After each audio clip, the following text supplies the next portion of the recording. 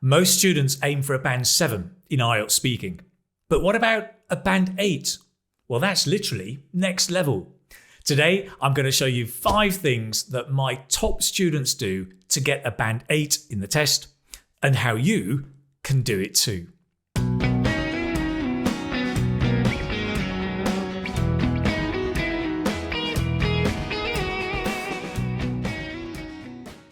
Hello, it's Keith from the Keith Speaking Academy, here to help you become a confident speaker of English and also to get a band 8 on your IELTS speaking test. Now, let me tell you a story. A while back, I was doing a mock test with a student and I thought the student was very good at English. In the end, I gave her a band 6 in the speaking test. And yet, I felt and I suspected she was a band 8 because her pronunciation was perfect, everything she said was accurate, and I just sensed she was a really high level. But she didn't show me that language. She didn't speak for long turns so I could see the fluency. She didn't use a wide range of vocabulary or grammar. And in the end, she got a 6. And the problem was she wasn't playing the game. You see, in order to get that band 8, you have to show the examiner that you're a band 8. You need 2 things. You need to be a band 8, have that level, and then show the examiner. You have to play the game a bit. So I decided to create this video to help students see the techniques that you need to show that you've got the language and that you are a band 8. Okay. Caveat, this is not a quick fix. To get a band 8 in IELTS speaking, you must have a band 8 level. So if you're a band 5, you can't watch this video and become a band 8, right? You need to work over time, build up your level to a band 8, discover language, practice it, review it, follow a course, follow a book, follow classes, build up to that level, and then show it to the examiner. This is what I'm going to show you, how to play the game, if you like. All right, let's dive straight in with the first thing you should do. Okay, first of all, speak naturally, not perfectly. My experience is that very often students at this level, like a band 8, are so focused on the grammar and speaking correctly and accurately all the time, they don't want to make mistakes, is that then their fluency suffers and comes down. And actually, I think they should change the focus to just speaking more naturally with a flow and let the grammar take care of itself. Of course, you must have practiced and worked on the grammar earlier, but at a band 8, you can still make mistakes. So long as they're not the same mistake, systematic mistakes, you can still make a handful of mistakes. So I would focus on the fluency, letting it flow, speak naturally. Of course, using connectors can help a lot. Connect to your ideas and discourse markers. Connectors, basically. And not only kind of but, and, so, firstly, secondly, lastly, but the kind of the higher level connectors. A bit like, actually, to be honest, what I mean is, as a matter of fact, things like that. So having that flow so that I think, a band 8 student doesn't sound like a textbook. They sound like a person who is communicating to another person. Speak naturally, not perfectly. Right, number 2, develop your answers intelligently. So intelligently means you have to read a lot, listen a lot, watch a lot to get lots of ideas that you can then give and develop in your answers. You must have ideas. You don't need to be an expert, but you must have ideas. So research, discover a lot on lots of topics. Now, when it comes to giving your answer, the depth is more important than the length. So it's not just talk. It's about going deep into the topic. Because when you go deep is when you show the language. right? The depth more important than the length.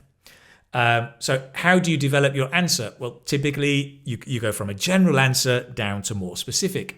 Give your opinion, say why, and then some examples. Okay, what I call the ORE method, the OR method: opinion, reason, example. Bonus tip: in addition to that, think about consequences to develop your answer. What are the consequences of this? Well, if the government does that, then this will probably happen. If we don't do that, the outcome could be... Think about consequences. Great way to develop your answers. And on top of that, I mentioned earlier about communication and how it's about you communicating. Show your feelings. Give emotion as well to your answer, right? Don't be a textbook. Don't be a robot. Show your feelings. So, for example, you may say, well, as a matter of fact, I think the government should stop doing this because it really annoys me when they do this. I just don't think it's fair. Right? That's communication. So don't be afraid to show the emotion. Use that and use the language of emotion to give deeper answers and show the band 8 level that you have. Remember? An easy way to remember this is a band 6 answers the question. A band 8 develops it. Let's move on. Right, number 3. This is what causes a lot of confusion for people. So use advanced vocabulary naturally. So the confusion is people are thinking about fancy vocabulary. It's not about using big words. It's about using the right word to express your meaning exactly. Okay? So overall, you want to be sure or make sure that you're using natural spoken English. This is something I focus a lot on in my YouTube channel and in my courses. Make sure students are using language that we actually speak and say, not things that are written down, right? It's not quite the same. So that's the first thing. And then there's a series of other things you want to be thinking about, including, and I'll go through these, idioms, collocations, phrasal verbs, and signposts. Okay, idioms and idiomatic language. Just be a bit careful, because when you use this, it needs to be context specific or context sensitive, we would say. So you need to use it in the right context. The problem with much idiomatic language is students learn an idiom in one context, then they try and use it in a different one, and it doesn't always work. So what you can do here is, in addition to building your knowledge of idioms and usage, is you can also play safe. Whenever you learn an idiom in a context, just use it in that context. Right? Don't transfer it to another one until you hear it in a different context. Just use it in the context you know. Easy, right? Next, nuance. Understanding the nuance of words is super important and something you should work on. The nuance is the slightly different meaning of words. So this word has the same meaning, but it's positive or it's negative or it's offensive. Understanding the nuance of a word and using that to express your meaning, really important. Okay. Collocations. Collocations for me is the best way to learn vocabulary because it helps you fluency, it helps you understand it, use it in context. Collocations like take a break, face a challenge, conquer your fears, right? These words that go together, the chunks, if you like. These collocations, making sure you know which words can go together, right? You can't say, look at my challenges. No, face my challenges. And so it's something to work on and to be aware of when you're using vocabulary. Phrasal verbs. Also, because we're talking about spoken English, these are super common when we speak, right? You may say, well, I tried to persuade my friend to do this, but he's not convinced. Or, I tried to persuade my friend to do it. I talked him into doing it. I tried to talk him into it, but he hasn't come round yet. Phrasal verbs are really, really a nice way of, it's how we speak. We use them so much. And you can mix them up. You can repeat like the phrasal verb in a normal way. So, we've postponed the meeting, but we've put it off for another day. I'm repeating myself, but in spoken English, we do repeat ourselves, but with different words. I tried to convince him, I wanted to talk him into it, but absolutely fine to do that. And that is actually showing off your language. Bing. Remember? That's how you also speak naturally. Finally, signposts. Signposts are kind of connectors or discourse markers that tell the examiner what you're going to say and talk about. Okay. Again, you can say, firstly, to start off with, but also think about the kind of the higher level signposts. Things like, well, it's fair to say that one thing that pops into my mind is, or one thing that comes to mind is, all said and done, I think, So a wide range of very natural kind of signposts or connectors. So all of these, it's all about the vocabulary. It's the right word to give the meaning you want. That's what's important, not just fancy big words. Okay, with that, let's move on. Right, point number 4, be flexible with grammar. Like you're a yoga grammar teacher, right? Be flexible with grammar.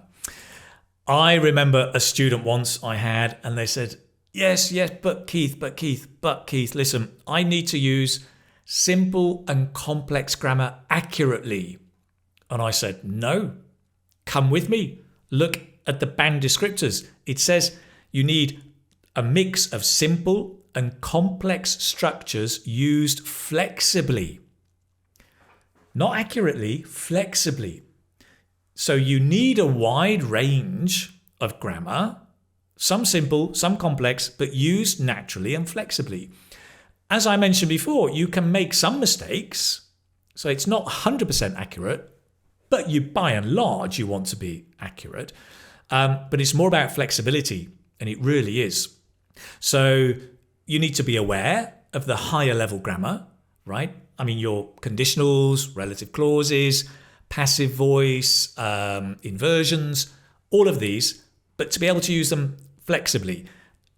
What students sometimes do is they try and squeeze all these complex structures into a little sentence, and it just doesn't sound natural. So if you start feeling that you're squeezing, stop, because it's not working and it won't work. It needs to be some simple, some complex, some simple, some complex, right? Be aware of it, but don't obsess over it. At the end of the day, you don't need fancy grammar, you need flexible grammar. Okay, great. Next. Right, number 5 is to shadow. To shadow is when you listen to something and repeat at the same time. This is really important, and I think such a powerful technique because the band descriptors. Oi, hey, come here. What are these band descriptors he keeps talking about? Sorry, the band descriptors, right, is the kind of the crib sheet that the examiner has to evaluate you. These are publicly available. I mean, you can go and look at them. They tell you exactly what the examiner is looking for.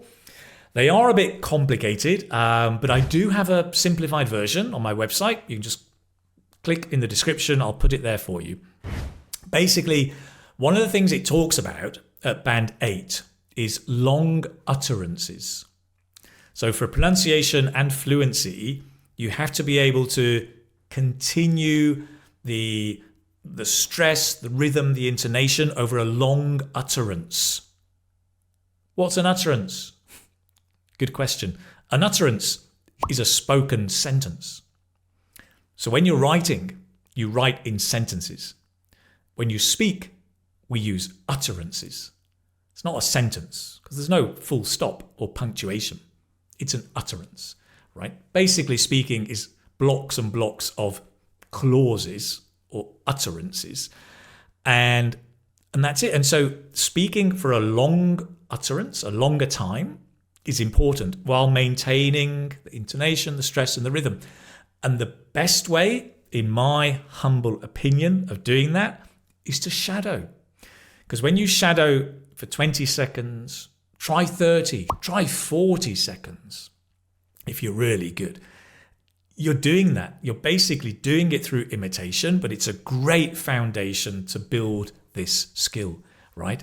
So shadowing, I'm a huge fan.